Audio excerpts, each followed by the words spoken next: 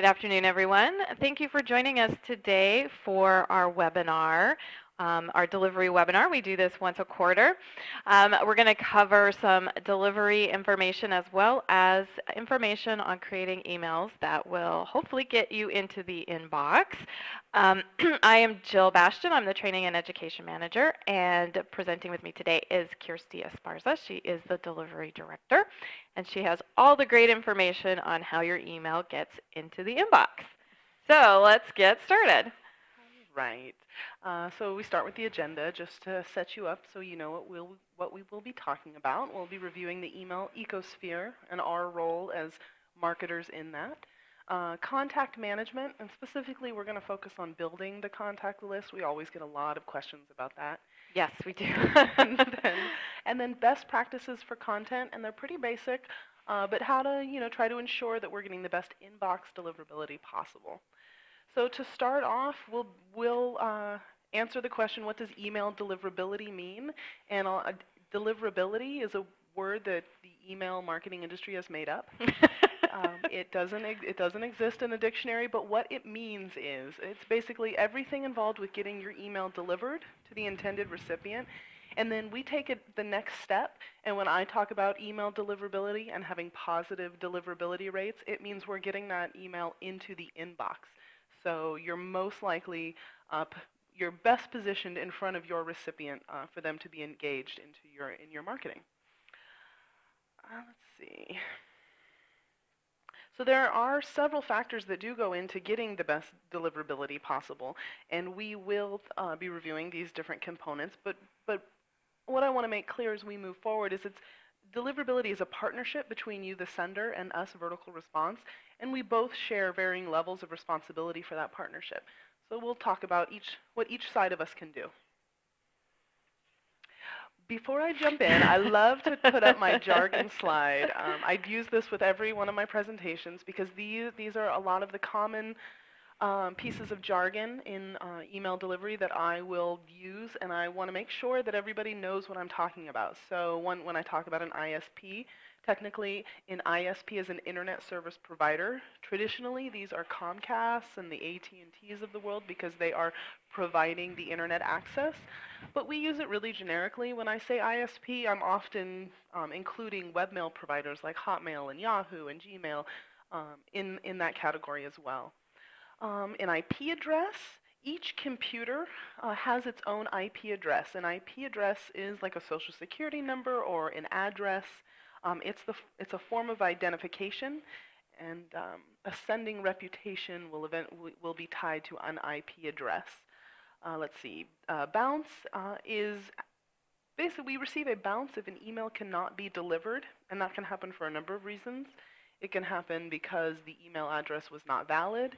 It can happen because there was an issue with the content and it was blocked. And we'll talk about the different paths that an email takes before it's delivered to the inbox and where it can encounter these different kinds of bouncing issues. I just mentioned a block.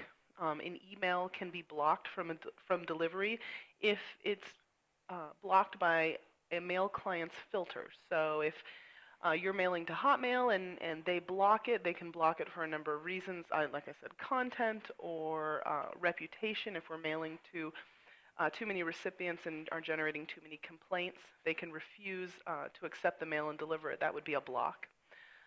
Reputation is right below that. Just like in our personal lives, a sending reputation is built up over time and can impact how the mail we're sending is perceived. Sending reputation is based on the number of bounces that we've been generating, the number of invalid addresses we're trying to mail to, as well as the number of complaints generated over time. Let's see, an invalid address is an address that does not exist. It either never existed or it has died, which means the domain no longer is accepting mail or no longer exists. We see this scenario with businesses that go out of business. Those addresses will suddenly become invalid. Unsubscribes versus complaints. An unsubscribe is when a person physically unsubscribes from the email, either by replying with an unsubscribe request or by activating the unsubscribe link within the body of an email. Now, a complaint is when a user complains when they hit the junk button or the spam button in their ISP interface. We view that as a complaint. And also we receive complaints forwarded directly to our abuse at mailbox. And then the final one, can spam. So we have a slide just for that one. Can spam is it's the rule book for sending marketing mail in the U.S. and technically it stands for Controlling the Assault of Non-Solicited Pornography and Marketing Act of 2003. I'm glad they shortened it to Yeah, can spam. it's a mouthful. But there are basically three main components to the Can Spam Act. The first is the unsubscribe compliance, which requires that we have a visible unsubscribe mechanism present in all email, and that must be an internet-based mechanism, which means you have to have a link or you have to honor reply unsubscribe requests. We do both. By default, we insert that unsubscribe link in the footer, which you're familiar with, and we honor any unsubscribe requests that come through as replies. The unsubscribe part also requires that we honor those unsubscribe requests within 10 days, and we honor them immediately. So we're definitely in compliance. The content compliance requirement means that we must have accurate from lines, which means the from address must be who it's really from. So, for example, it would not be wise to pose yourself as Bill Gates sending on behalf of Microsoft if, in fact, you aren't him. That would be a violation of can spam. You also must have relevant subject lines relevant to the offer within the body of the email. So you can't tease someone that they've won $1 million when really you're marketing your latest tricycle. A legitimate physical address must be in the email, which is why we require that. Sorry, I'm tripping over myself. Why we require that for all the campaigns sent from VR, and we also, by default, put that address in the footer of the email. And then there's some sending behavior requirements, which is the technical stuff in the background. We cannot send through an open relay. It cannot contain false header information. That's all stuff regarding how the message is assembled. But in the end, compliance with can spam doesn't guarantee delivery. Can spam is the basic minimum.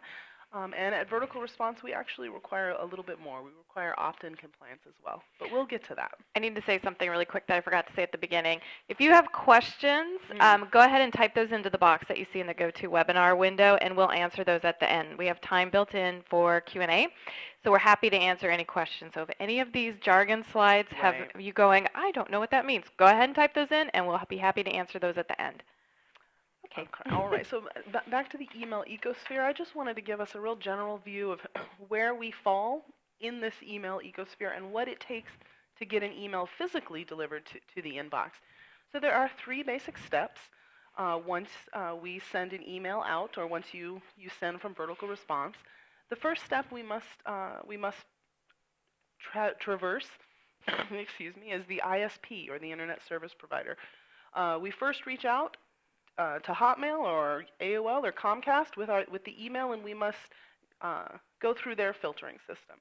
Then generally, if you're contacting a B2B email address, we'll also have the filtering and the requirements at the corporate domain level. So IBM.com may be using Yahoo's email network, but they'll have 2 layers of filtering there. Then step 3 is the recipient's inbox. The recipient themselves may have specific filters set up. They may have adjusted the threshold of their filtering to high or low, depending on their own personal preferences. But also, there's also that human spam filter, which I think is the most key to getting your message engaged with, and that's, is the message engaging to your recipient? Is it passing their human spam filter? So the next part of the email ecosphere at a high level is authentication. I've heard it explained, excuse my cough out there also. I've heard it explained that the from address is like the license plate on your car.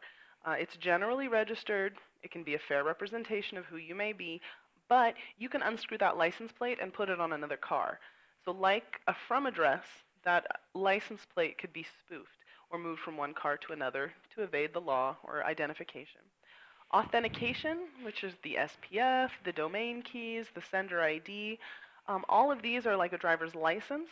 helping email providers monitor and track your sending behavior to you so that you maintain a good driving record. Um, it is both the information you see in the envelope information of an email, so the to and the from, as well as what you don't see, and these are some of the unseen headers in the background that vertical response is responsible for. These are integral to ensuring that vertical response is a trusted sender so that we can continue to earn that inbox delivery for you. But one thing I want to look at, authentication in action, is this is what the envelope information looks like in Gmail. It's pretty basic, but if we click that show details on the left side, it opens up and shows you a lot more information. Now, most of your recipients aren't going to look at this information. They're just going to look at the others, but I wanted to pause here and just look at the different header and from the different pieces of the mail that we authenticate to make sure that we're carrying a strong reputation and that we get past some of these ISP level filters. We have the from address, which is the address you choose. We use the domain mail.vertical or .vresp.com. We do that to simplify authentication. We authenticate mail.vresp.com so that we have the permission to mail across the IPs or the physical computers we send across.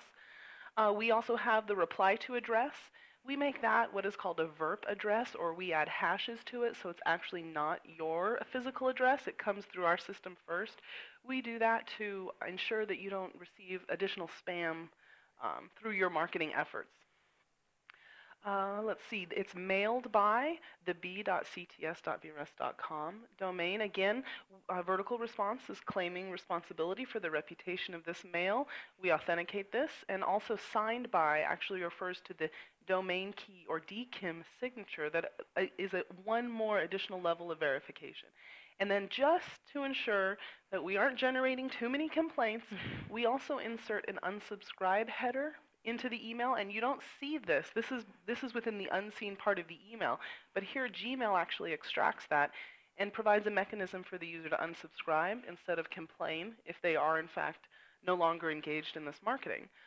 Hotmail will also give an unsubscribe functionality in the email interface. So that I just wanted to show you what proper authentication can do for your marketing efforts. So we've reviewed our role briefly as email marketers in the email ecosphere and the role authentication plays. So let's dig into contact management best practices. Contact management begins at the first point of collection and lasts until that address is no longer valid. It's really about maintaining that relationship with your subscriber. So at VR, we require that all mail sent has specifically been opted in. But even this doesn't guarantee that the user will remember opting in or won't eventually complain about the messages, but it's the best place to start. So once a recipient has given you permission to mail, there's a pretty small window of opportunity before that permission expires. I really suggest waiting no more than 3 months to begin, at a minimum, to begin emailing a recipient, or as a maximum. Maximum, yes. Sorry about that. If you wait more than that, you really risk that permission expiring. Some people's memories are even less reliable. I can speak from personal experience, and forget opting in within a couple weeks. So I highly suggest that you do not target addresses that haven't been marketed to for over a year, because anything over a year, there really is a lot of risk in damaging that sending reputation because of complaints. People no longer remember registering, and also bounces. David Daniels of the Forrester Research Group released a study in 2009 stating that there's a 27% annual attrition rate for email addresses. So they go invalid at a rate of about 1/3 per year. So that data that you're importing that may be older than a year, or if you're unsure of the age, if it's something you really want to retain and hold on to, contact support and they'll escalate to the delivery team, and we can develop a mailing plan to minimize that risk, but it may not be worth the reward incorporating bad data into your database. Let's see.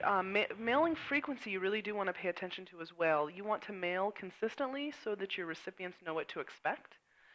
Mail quarterly at minimum, both to keep your list fresh, just like we referred. Lists can go stale if you don't touch them for a little while, but you also want to maintain that relationship with your subscribers. But be careful about mailing your recipients too frequently because this can generate complaints. So a great way to help address issues with frequency up front is to tell your subscribers at the opt-in process how frequently you plan on communicating with them. This way your messages become expected and anticipated and more highly engaged. But relevancy also needs to be important. Use the ability to segment and target through vertical response to specific audiences in your database. So if you're a clothing retailer, don't mail to men when there is a purse sale. If your business is a number of different locations, try to capture your subscribers' location as well so you can target with regionally relevant messaging. Because the more targeted your messaging, the more engaged your recipients, the higher your revenue. But why is opt-in necessary? Because it's our policy. We don't allow purchase or rented lists. We find that these lists tend to generate a higher number of complaints, and complaints directly impact our ability to deliver mail. So we're extremely strict in regards to mailing lists that we allow in the system in order to preserve that high deliverability rate for all of our clients. And our support team reviews campaigns as they go out and reviews accounts and will generally reach out to customers to verify that opt-in information to make sure that senders are abiding by our policies, just to keep the network as clean as possible so that you guys can get the best response possible.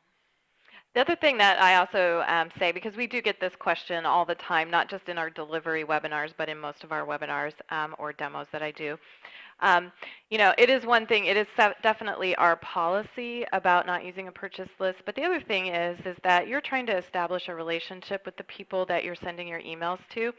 And it kind of leaves a bad taste in people's mouth if they know that you purchased their email address. I mean, they're going to want to engage with you even less because they're thinking you actually don't care that much about them. You bought their address and you're just trying to get them to buy something. I know personally, and granted this is my job, but I do know what I sign up for and what I don't sign up for. So I know when people have purchased my email address. And even if it's something that I'm interested in, I just won't open the email because I know how they got my address, and it really annoys me. And it annoys a lot of other people too. So although it's harder to build a list on your own, you're going to have a much better reward because those people are going to be a lot more engaged than if you use a purchase list. Definitely. And purchase lists can also contain a lot of role-based addresses, which generally aren't mailed to because a one-to-one subscription relationship cannot be maintained with role-based addresses. So we highly recommend that you don't include those in your mailing list. And when we see accounts that are attempting to mail to high levels of role-based addresses, we will reach out to them to reconfirm opt-in, because if there's more than a handful of info-ats or generic addresses like that are generally intended for a function and not a person, it's generally indicative that the list is purchased. Yeah, and role-based means like sales ad or info ad or admin ad, where it goes to someone random and it's not going to a specific person. Right. And so these are the questions that generally we'll ask at the point where we reach out to a user and ask for opt-in. We're wanting to know, we're basically trying to get an idea of the source of the email, and so often we'll ask you specifically where they signed up, and then we'll go and review that source just to make sure that it's a valid source, that it makes sense, that the opt-in's been conspicuous, people know they're opting in. But we're also really concerned about list age, and I mentioned earlier that email addresses go invalid, permission expires, and so the two things we're really trying to get our heads around and help you with and consult you with at this point is the age and the source of your data to make sure it meets our terms of service. But in addition, if there's any point where we can offer our consultation or recommendations on how to improve your opt-in process, we want to take this time to do that as well. So really, what are the best sources to build your email list? That a direct opt-in form on your website is the gold standard. We want to see recipients explicitly opt into an email program, giving their consent. Explicit consent are really is the key phrase that I'm looking for. An opt-in form is the easiest way to grow your list, and when you sign up at VR, you get an opt-in form or multiple. You get the opportunity to make opt-in forms free with your account. So at minimum, we recommend using this free form and adding it to your website and or blog if possible. But if you don't have a list or you really want to build what you have, what do you do then? Great question. It's the most popular question we get at Vertical Exactly. Response. Um, but the answer is quality lists aren't built right away. They're built over time and with a lot of thought behind them. At Vertical Response, we see lists with as few as 5 people who are active senders to over millions. So everybody starts somewhere. The best way to grow your list is to use your existing resources and then add a few new ones as you go and test out new ways to add subscribers. So if you have a retail location, add a sign-up form at your cash register. If you're at a conference or an event, ask everyone you speak to if you can add them to the list after you exchange business cards. This is key, though. You want to be sure to ask them or inform them that you'll be adding them to your mailing list so that you have that necessary level of permission and they are expecting to hear from you. And then finally, add your newspaper sign-up form to every page on your website to give people an opportunity as they click through and become more and more enamored with you and your website. They can sign up. Ask your customers if they want to join the list to hear from you. Sorry, that was sorry. Let's see. So the best results come when you have an established relationship with people who want to hear from you and are expecting to hear from you. So we recommend the best way to keep that relationship engaged is to mail them regularly relevant information at least once a month. So some of the online avenues for building your contact base would be Facebook, of course. Post a newsletter on your Facebook newsletter opt-in form on your Facebook fan page, and we actually do help. We have some help information online about how to do that. Tweet. If you're a tweeter, use Twitter.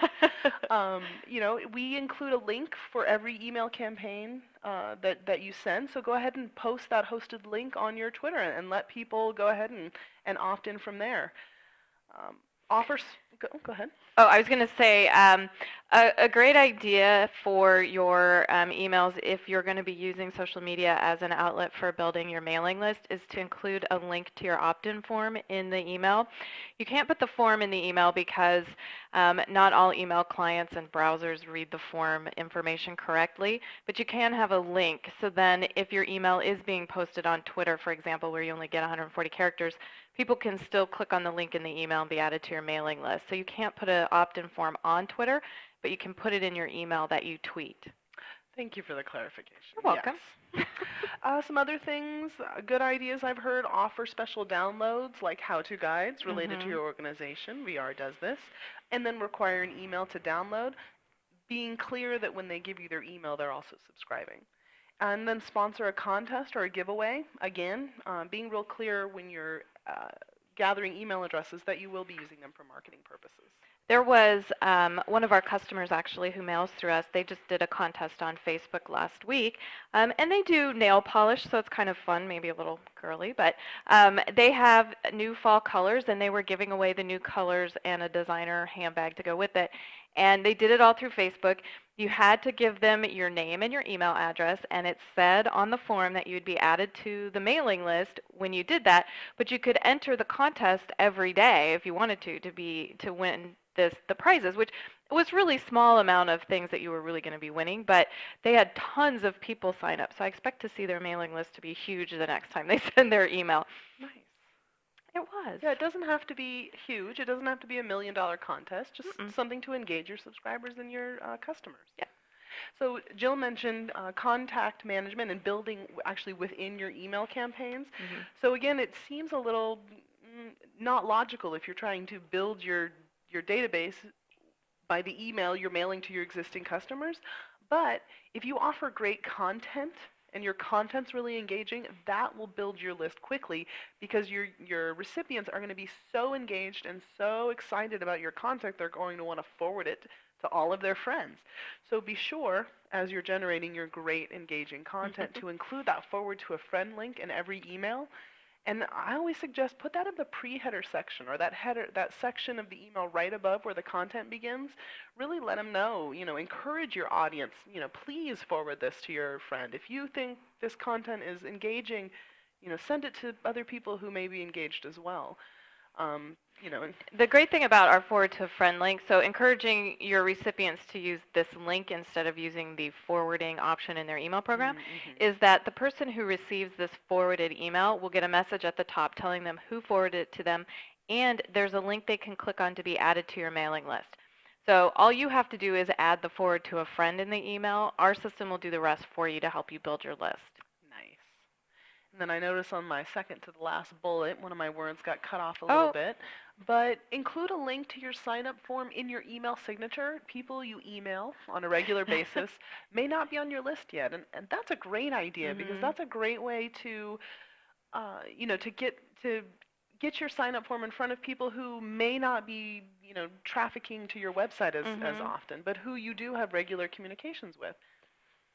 And then, of course, Whoops. no worries. Share on social media. Yep, we make it really easy with our social sharing that you can post your email on Facebook and Twitter, so it's super simple. And there are lots of great ways offline to build your mailing list as well. Trade shows are a great way. You can scan badges, collect business cards. Just be sure at the point of gathering those business cards and scanning those badges that you are alerting people that will be adding them to your marketing program so that they can have the opportunity to opt out verbally at that point if they need to. I think when you're scanning badges at trade shows, most people know what that means. Although I would still say, Right. would you like to receive more information? That's what we usually say in our booths is if you let me scan your badge, we can send you more information about our system.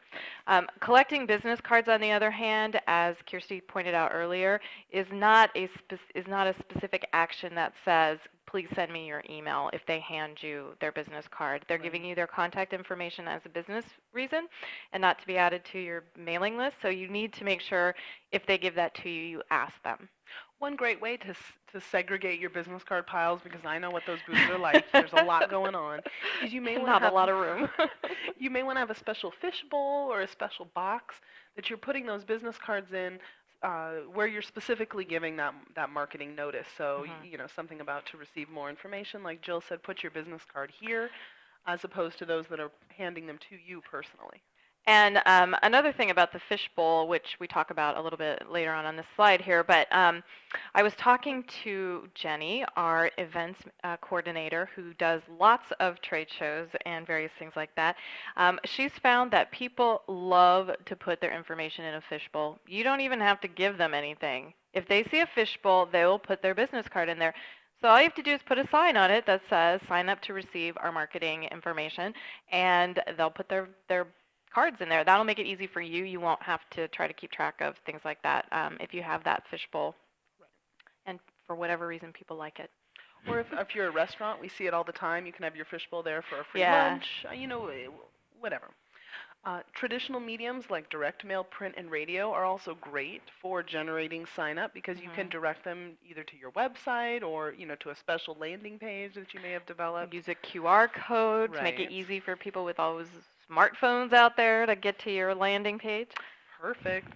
And then also you have the ability to mail postcards through vertical response, Mhm. hard printed postcards through the U.S. mail. So if you have everyone's information, but you don't have their email address, but you have a list of customers or contacts where you have their physical address, sending them a postcard through vertical response, driving them to your sign up location is another great technique. Mhm. So a few unacceptable sources. So we've talked about the good. Let's toss up the bad. The contact us form on your website, not a great place to generate signups, mostly because the simple act of contacting a company doesn't necessarily imply interest in being part of your mailing list. This kind of form must include a checkbox or some sort of explicit consent or a way for them to say, yes, I want marketing mail as well. A generic trade show registrant or attendee list. And what I mean by trade shows are great places to generate data. However, if you are a trade show attendee and the trade show host gives you all of the email addresses of all the other attendees or registrants, as just a generic list, that list is not okay to include in your database because none of those people explicitly opted in to hear from you, so they have no expectation and are then more likely to complain. Let's see, a list provided by an affiliate or a partner. Again, if it's provided by somebody else, it's probably not going to meet our strict opt-in policy. Your LinkedIn or Facebook network, you have to be really careful here because LinkedIn specifically in their terms of service doesn't allow you to use the email addresses from your LinkedIn relationships to market to specifically unless explicit opt-in has been gathered for that. And with Facebook as well, you do have the option when you're gathering email addresses from your network on Facebook to give them the opportunity to opt into a marketing campaign. So unless that's been done, you can't just export your Facebook network and start marketing to them. Same as your entire email address book, you would be surprised at the number of transactional or non-contact email addresses that have ended up in your email address book. So if you do use the really helpful functionality VR has to import your address book, be sure to go through all of those addresses and make sure you don't have the abuse at Craigslist or the generic Craigslist email addresses in there or some of those other the support email for your Travelocity vacation, things like that. You're going to want to My make address sure. book has Banana Republic and Gap in it. Exactly, exactly. I use Gmail. I use this example every week when I do my demos for the vertical response product.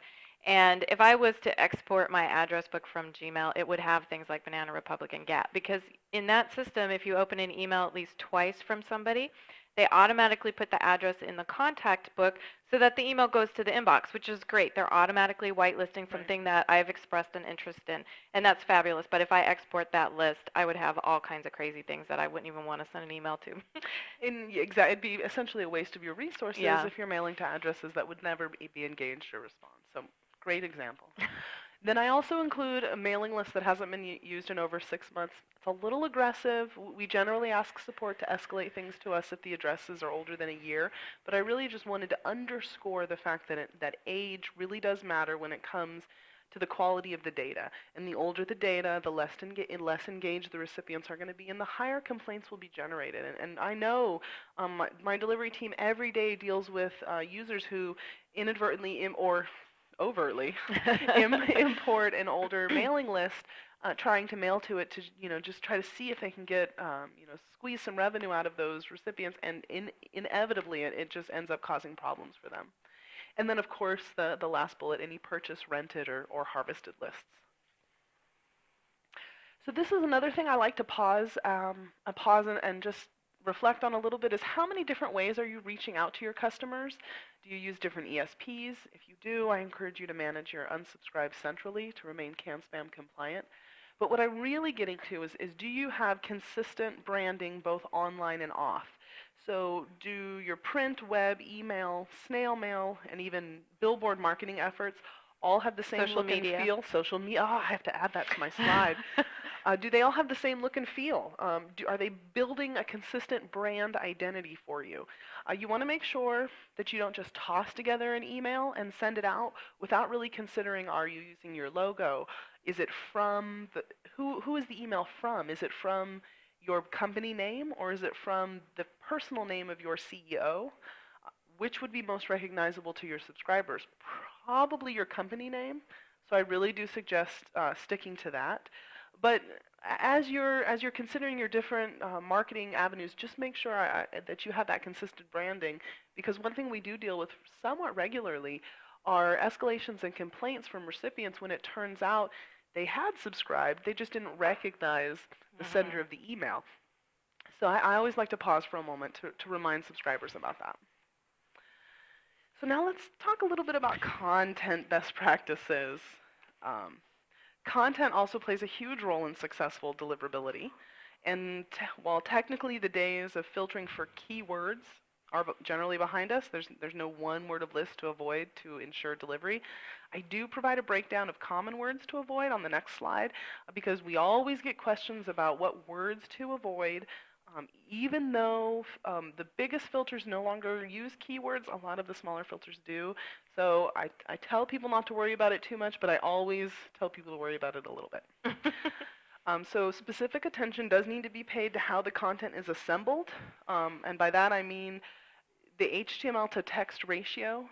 And generally, the sweet spot is 60-40, 40-60 of HTML to text. The best way to do that, and so you don't have to sit there and count characters, what's HTML versus what's text, is having a really solid text version of your HTML content in the background. And we generate that automatically. So all I encourage you to do is just eyeball it and make sure it's formatted correctly. But by having a really clear text version of the email, it can help create that balance for the filters. The filters are looking for image spam, and generally image spam is delivered as one big image. So if all you have is one big image, it may be filtered at a more aggressive level. But the biggest spam footprint that I've noticed filters are filtering for are those emails that are mostly text or a small bit of text with a link or two in them. Those are actually having a harder time being delivered lately. So you do want to find that the balance of HTML to text. And if you are sending truly a text-only email, you don't want to include pictures. Build it as a text-only email, and then it generally will have less trouble getting delivered if it doesn't have extra HTML code when it's unnecessary. So what she means by that is don't use the Canvas tool and Right. then write a text email, or the freeform. Actually, I think the Canvas one is the one that would be the worst because it is writing HTML. But even if you're not putting any images in there and the only thing you're not using one of our templates, all you do is put text, it's still considered an HTML email, and that's the sort of thing that a spam filter will flag because it isn't set up as it should be. The other thing, if you are using freeform and building your own HTML, sloppy HTML will quickly cause filtering, because Because it will. it will. So I encourage you to. There's a ton of free validators out there to double check your work. Validator.w3.org is a great one. Um, so definitely look into that. Third-party links, we see this a lot. And what I mean by third-party links are every link or web address or domain or email address within the body of your email carries its own reputation. So while vertical response may have a good reputation, your own company, whose links are in the body of your email, may have a good reputation. If you have a partner or an advertiser that you've included in the email, they carry their own reputation. They may not have as stellar a reputation as you, and they may cause delivery issues. Now, I'm actually working with one sender right now. They're a daily deal site, and they continue to get hit by filtering because they're encountering issues with their advertisers when their emails are a series of advertisements and links. So it's a hurdle that we come across. I see filtering in Hotmail, AOL, Juno Net Zero. The CloudMark filter, which has a huge international footprint, filters heavily on link reputation. So it's something to take very seriously. And there are a few resources to double check the link reputation that you have. One of them is the SURBL. You can go to that website and double check your link reputation, and that's one that I highly suggest. You can also find domain reputation lookups online if you really want to take it to that level, or contact support, and they can escalate you to the delivery team, and we can also provide you some additional resources. The hardest filter of all is that human spam filter where all components come into play. This is a filter where keywords still matter. This is a filter where how your email looks and is composed really matters. So, if you can pull yourself away and look at your content as though it's not yours, but with a really impartial eye, that would be, does it look spammy to you? Does it feel spammy? Maybe you need to send a test to your cousin Bernice in Florida and have her review it to see what she thinks about it. But definitely use your human eye and try to separate yourself and see how you would perceive the content you're sending. One thing to note is spam is very seasonal. And I believe the season's coming up soon, isn't it? it? The season of spam is coming. But not just the holidays and the big gift-giving shopping season. Tax season, election season. There's a lot of seasonality to spam. So don't try to be too cute with your subject lines and tying them too aggressively to the season, because this can be successful, but it can be very risky. So what I really go back to is the amount of inauguration and stimulus themed spam that we dealt with a couple years ago. Mm, Just the subject lines were pretty cute, and they would get filtered really heavily. So test is my recommendation. mhm. If you want to try a new theme, or you'd like to try different kinds of subject lines, we have the functionality in vertical response to do some A/B testing. So you Mhm. might want to test your subject lines if you have a large enough population the day before you launch to your broader population and see which one was most engaging, and then use that one. So I just encourage you to be judicious. And then to speak to the illustration on the page, So uh, funny. no deer. One thing I noticed a couple years ago was that Spam Assassin, which is a widely used filter um, globally, they were starting to flag content that had the salutation deer in it. So dear, Joe, dear Sue. These things were getting flagged at all levels, and causing mail to be bulked or bulk boxed. So I encouraged our marketing team to remove deer from their salutations, and they did. We did. It says hi now. And so we're no longer flagging that filter at Mhm. Spam Assassin. And I've come to see that salutations are really somewhat unnecessary in email. If you think about your personal emails, you don't really start a lot of them with dear. So that's the same pattern the filters are looking at and expecting, wanting to see you follow as well. A little bit more casual. And then always, always, always encourage your users to add themselves or add your sending address to the address book, because as Jill inferred when talking about Gmail, there's unseen benefits that come from that. Images Mhm. render by default. Your mail's less likely to get bulked or filtered for whatever variety of reasons. So that's really the best practice. And I often suggest people include that recommendation in the pre-header text, or that part of the email right above where the content begins. So here's that list of words that is, and they're somewhat commonsensical. Words Right. related to pornography and things like that. Words related to enhancements or cures, adult type cures. Apply now, compare, check it out, credit, cash. What are you used to seeing in your spam folder? One of the things you can do, you can search online for keywords to avoid as well. Um, but one thing I suggest people do when they're wanting to know what might get caught, is look in your spam folder and see what's getting caught right then, Mhm. because then you can get a feel for the seasonality of spam Mhm. and things like that. And I do have to say, poor Oprah. Um, She can't write anything anything to herself, I imagine. anything that she promotes on her show would suddenly get become a subject of spam. And so any of the books that she recommended, her name, anything like that, we would see get caught in spam filters. Mhm. So when we were dealing with abuse issues, sometimes we had users that we couldn't send through vertical response because of the content issues they were having. But this was advertised on Oprah. Well, that didn't help That's the their problem. case in this situation. So Yeah. anyway. One of the words on here is free, and that is a question we get a lot, because the most popular subject line is Right. free shipping, and again, that season is coming up really soon. So the word free all by itself in your subject line isn't going to put your email in the spam folder. Right.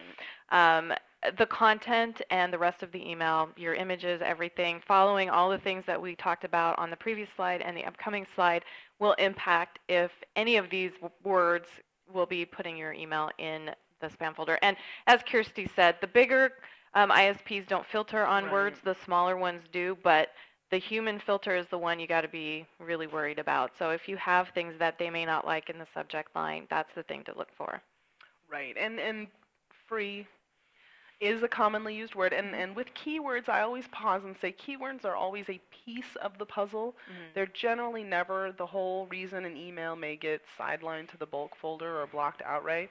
So if you can change a keyword, then please do. If you can't because it's integral to your messaging, like free shipping, or if Mhm. it's in the legalese on your website or your email, then don't worry about it. But where you can action change, do. So avoid spam techniques in the subject line. The first one, the first line with the third free with the With the asterisk, asterisks. that would hugely cause problems. And Yes. I would never recommend breaking your words up with punctuation to try to add emphasis because this is very much a spam technique because spammers will try to obscure not necessarily obscure the meanings of the words, but try to break them up so you can still understand what they're trying to say without them But a using. filter won't. Right, but a filter won't. Exactly. The human eye will, but the mechanical eye won't. Don't abuse punctuation. In fact, I really, really discourage punctuation in a subject line. It just, for the less sophisticated filters out there, it can cause problems. So at minimum, be judicious. Don't do the triple exclamation point. If you're going to go with punctuation, use an exclamation point or make your subject line a little bit longer. What I've noticed the filters are looking for is a ratio of punctuation to text. So that's why, free, 4 letters with 4 exclamation points will cause problems. But, in this example, if your subject line was don't abuse punctuation, you might want to use one. But bearing in mind that apostrophe and don't also counts as punctuation. So that's why you want to be a little bit careful. Don't use semicolons. Save your excitement for the content of your Yes. email, not your subject line. And no excessive capitalization. Again, there are filters out there that are built to capture capitalization in the subject line. So, we've had questions that come through that say how much capitalization is okay. That's hard to say. But again, be judicious. Capitalize just the first letters, maybe, or one word if you're trying to get attention. I do discourage people from all caps in the subject line, even though it can really make that subject line pop in the inbox. That pop for that one inbox might not be worth the bulking on 10 others. So know where your links go. I talked about this on another slide, so I won't spend a lot of time here. But so always link to reputable sites, but also make sure your links work. Yes. Broken links do cause a lot of filtering. So if that link has a typo in it for whatever reason, that will cause problems. So do double check your test messages and make sure that every link goes to where it's supposed to go. And then keep HTML clean. We talked a little bit about HTML in this presentation. We don't really get into it in a lot of depth. Most people aren't building their own, but if you do, keep it clean, run it through a validator, close all your tags, make sure that it's formatted correctly. So we're in review mode now. So what are some common pitfalls to inbox success? Sending to the old list. I have hammered away on age of data today, and I will continue to do so. It really is the most common cause for a drop in your expected delivery. And understand that permission is not forever. Permission does expire. So if you don't start marketing to those leads or emails or those subscribers right away, you may lose that permission and they may not be engaged when you do attempt later on. Not sending a welcome message is a common pitfall. I always encourage people to send a welcome message at the point of opting in so that you can set expectations for content and frequency, and so then they may know how to contact you outside of the email marketing program as well. Forgetting to test or not testing at all are common pitfalls as well. Test to as many different email networks as you can. Set up test addresses at Hotmail, Gmail, as many different webmail programs that you can, so you can see how the content renders at these different email boxes. The email content may look different from web provider to web provider, so you do want to check it out in as many different places as possible. And then not following common content management practices, not making sure that your subscribers are engaged on a regular basis, not making sure they're opt-in, things like that. Those will impact your inbox success. So some best practices moving forward to make sure your subscribers stay engaged and that your marketing efforts are fruitful is review your reports on a regular basis. VR, we offer a lot of reporting in the application. Make sure that people are engaged. If you see drops in engagement at a specific ISP or domain, maybe there's some filtering issues that our support and delivery teams could address for you. From a content perspective, are you using personalization? Are you offering people their favorite products or with segmentation. Definitely want to target your content as specifically as possible to your recipients to make sure it's as engaging as possible. Are you using alt tags behind images?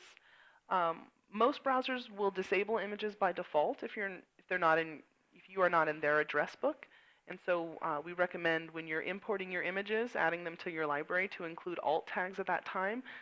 So that way, if the image is suppressed, there will at least be some text behind where the image should be to explain what's happening in that email. So if your image is a call to action, a big 50% off image, you may want to have the alt text refer to that 50% off, or have the alt text be a call to action. Click here for 50% off. Having a clear unsubscribe, we do that by default. It is required by law.